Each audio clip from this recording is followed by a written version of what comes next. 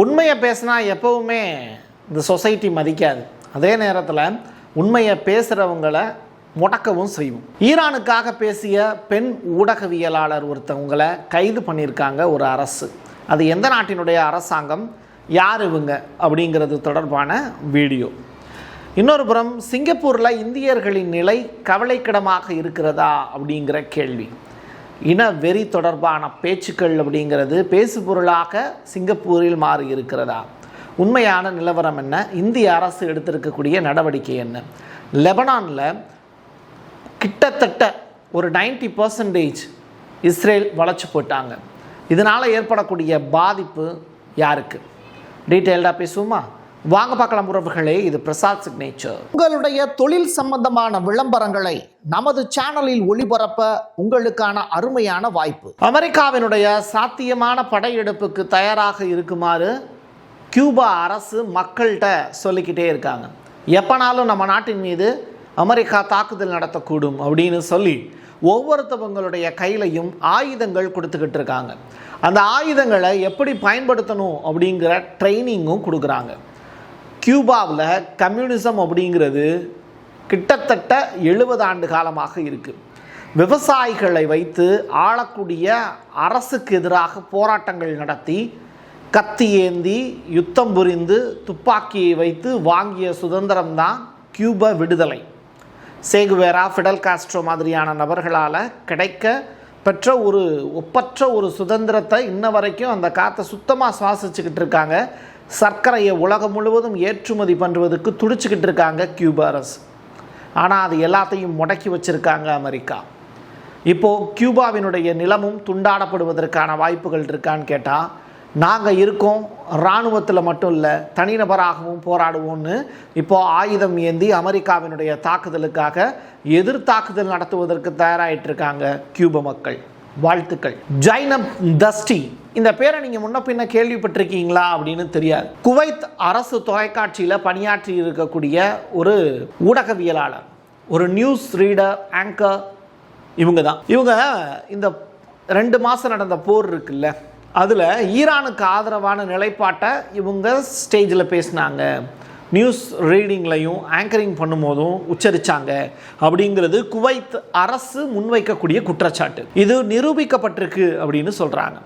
March மாதம் முதல் சிறைபிடிக்கப்பட்டிருந்த ஜைனப் மீது ஒரு விரோத நாடொன்றுக்கு ஆதரவாக கருத்துக்களை சொன்னதுனால, இப்படி குவைத் அரசுக்கு எதிரான செயல்படக்கூடியது தான் ஈரான் அப்படிங்கிற ஒரு சித்தரிப்பு.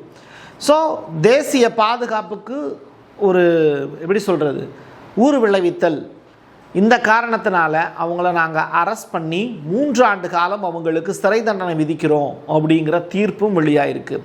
இதற்கு சர்வதேச அளவில் பத்திரிகையாளர்கள் கண்டனங்களை தெரிவிக்கிறாங்க. அது எப்படி சரியாகும் அப்படிங்கிற கேள்வியை கேட்குறாங்க.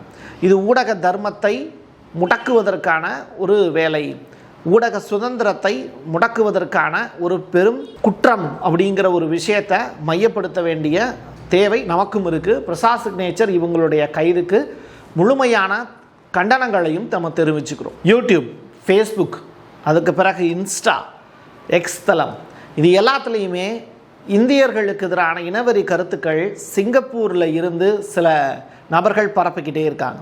இதனால் நடமாட முடியாத அளவிற்கு இந்தியர்கள் அங்கே சிரமப்படுறாங்க அப்படிங்கிறது செய்தி.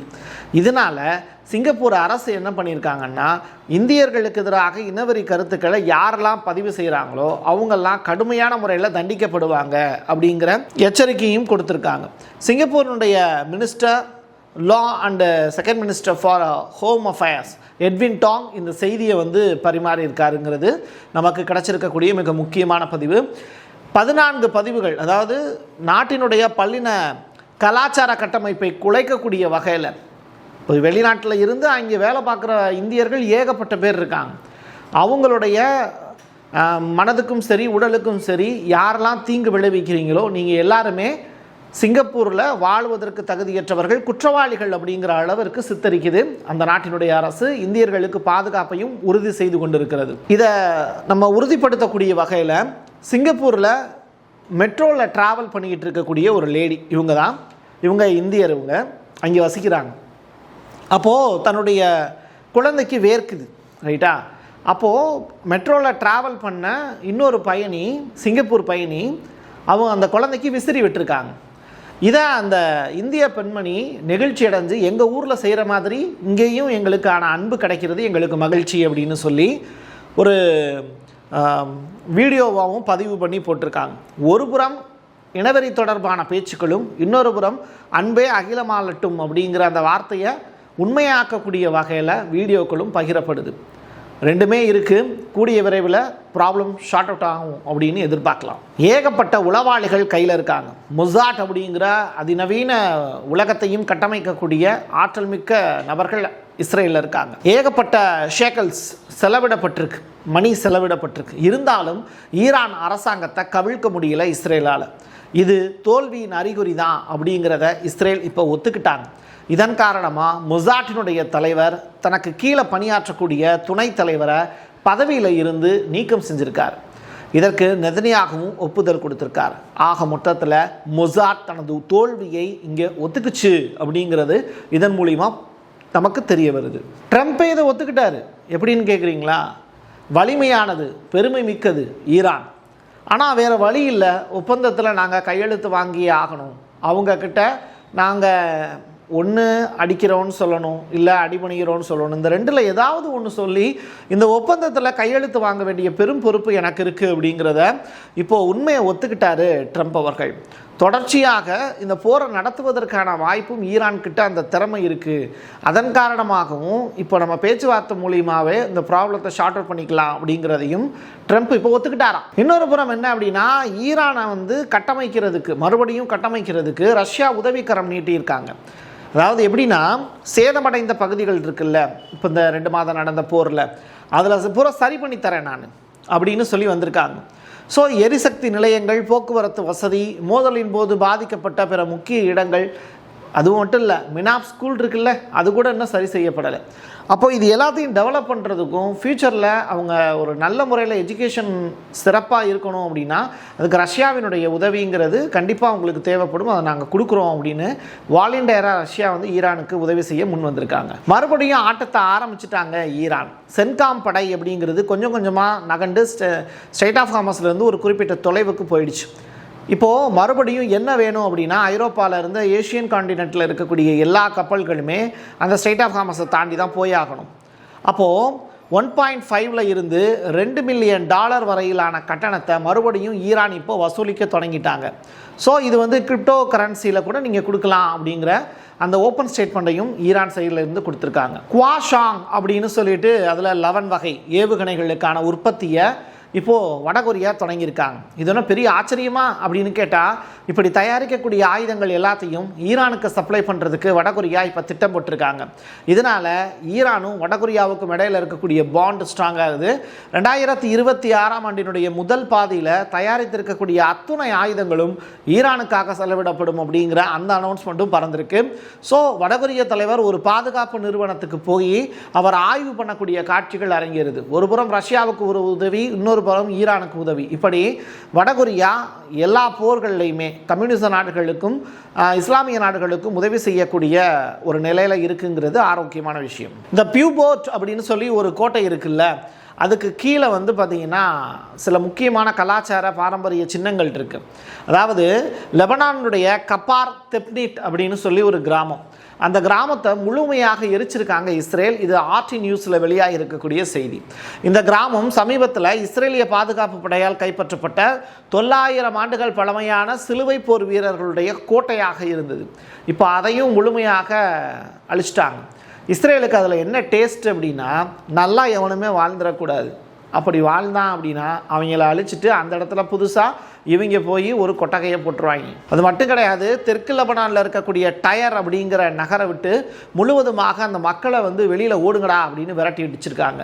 உங்கள் வீட்டுக்கு உங்களுடைய குடும்பத்தார் எல்லாரையும் வெளியில் போக சொல்லிவிட்டு இந்த வீடு எனக்கு தான் சொந்தம்னு திருதுப்புன்னு ஒருத்தன் சொன்னால் நீங்கள் உங்களுக்கு எப்படி இருக்கும்?